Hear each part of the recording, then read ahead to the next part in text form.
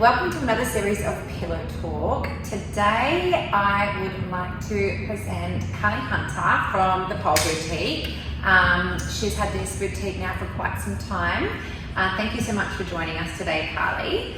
Can you explain, how you sort of came across starting this boutique and sort of how it all started? I started pole, 15 years ago. At the time, I was dancing as like a freestyle dancer, just in like nightclubs like I think I saw you. Probably, yes. Like in Heaven, or Planet, and all those types of clubs, if you're old enough to know what those clubs are.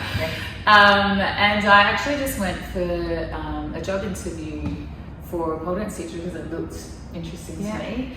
And I went along to an audition, and the lady there was a stripper, and she taught me some tricks, and I loved it. I just went to it straight away. That's amazing. And how did that make you feel? Was it like a sense of liberation learning it, or? It definitely was. I think at the time I probably was not very open in my own sexuality. So I think I'd grown up and I had that typical, I'd grown up around boys, and so then I think I had kind of adjusted my behaviour to adjust to that type of environment. More tomboy nature. Which connected to your feminine sexuality. So I think everything that was kind of sexual related in that I probably at the time was a little bit, I don't know if I'd say judgmental, but afraid of. Yes. And so I think who I am now compared to who I am then is completely different. Yeah. Absolutely. But it made me feel empowered, I guess. Empowered. And I really, I loved it, and I stuck to it, and then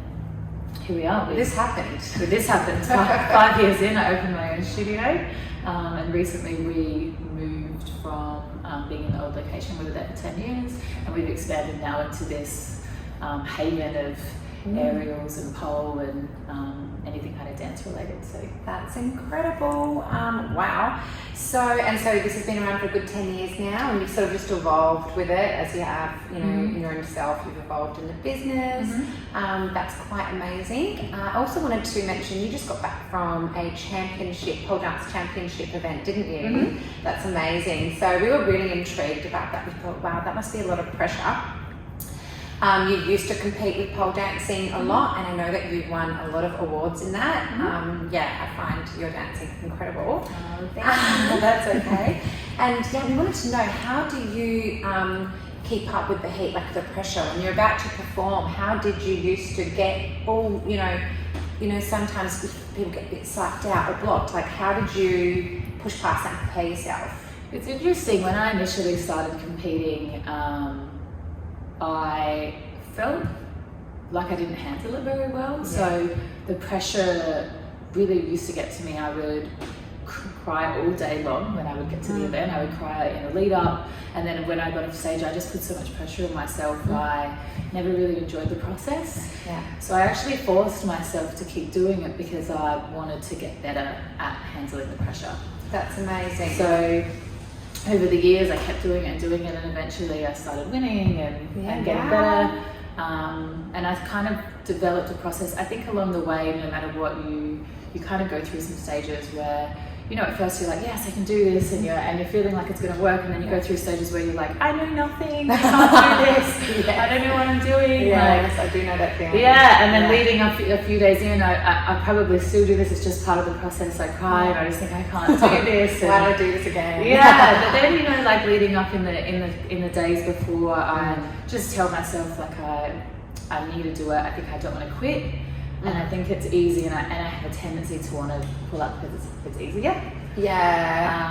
So then, like in the lead up, especially on the day, I start to really like tell myself that I'm the best, and I'm I'm going to show everyone that no one's better than me, and whether I believe it or not, on the day I really start to develop. The self-talk. That is fantastic. Just really like personal affirmations. And I go into this little character before I'm on stage where I'm like, I'm going to kill this, and everyone's going to love me, and I'm going to win this, and I try to do that right before I go. So when I get onto stage, you're like pumped up. I'm ready to go. You actually did that for me once. I remember I did a comp back in the heyday, and you trained me, and I remember thinking all these girls are so much better, and I wanted to break out of feeling stuck in myself and you know, a few things got me down, and I thought, okay, I'm going to do dancing to make me feel better. So I started training, and I was like, I'll enter a comp. And I remember I looked at all these other girls doing it, and I was so psyched out. They were actually amazing, professional, and I was like psyching out, I can never do this, like they're so much better than me. And you kind of put them to the side, and you're like, you can't have that attitude, like, you know, it's not about that, like, and you really said something to me, and it made me go, yeah, screw it, like, doesn't have to, I'm not doing this to do it for anyone else, it's for me, it's for myself. And just having a routine to stick to, something to train for, something to focus on that was positive outside of things that were going on for me, was just a nice personal achievement. Even then, there was a good result because of that mental, and that was like a very early beginning and journey of learning to become that way. And you're right, you just keep choosing that with all different things in life, and it continues to become like a muscle. I think I said it the other day, it's like a muscle. You just become someone that you don't look at how hard it's going to be, you get excited about the challenge, you know, you've done it before, and the process.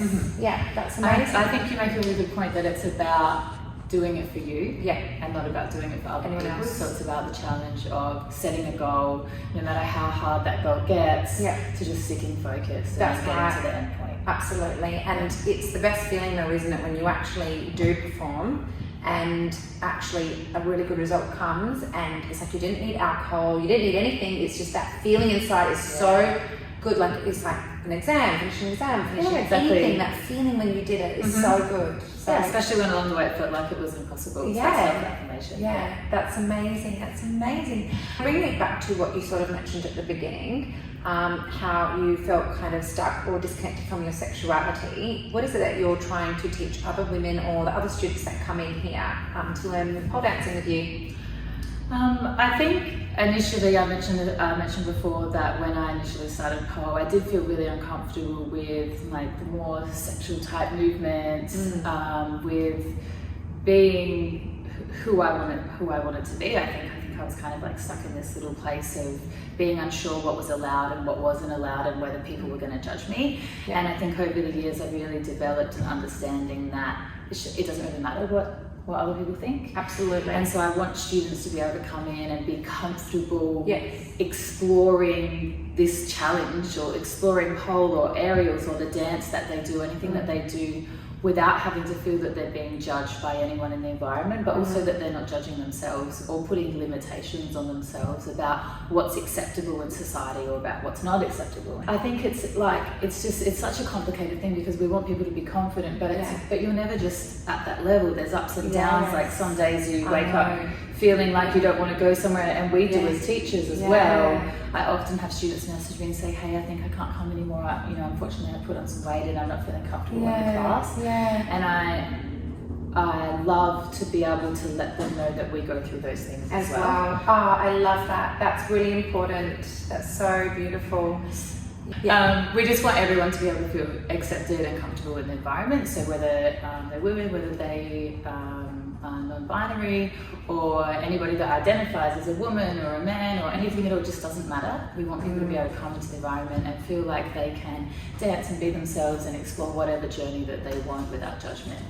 I absolutely love that. And there really is an incredible feeling of liberation when you connect to your sexuality. It's liberating. And I also want to mention, I feel like even when I speak about it, sometimes it still is taboo nature. Like it's like sex is healthy, it's beautiful, it's uplifting. When you're in love, or if you're loving yourself, it's a great positive energy. And whether that's expressed with dance, like I've always found that it helped me when I felt suppressed, or I felt someone made me feel down, just dancing and moving the energy in my body, and even feeling that for myself, that actually is liberating in itself. It was really healing for me.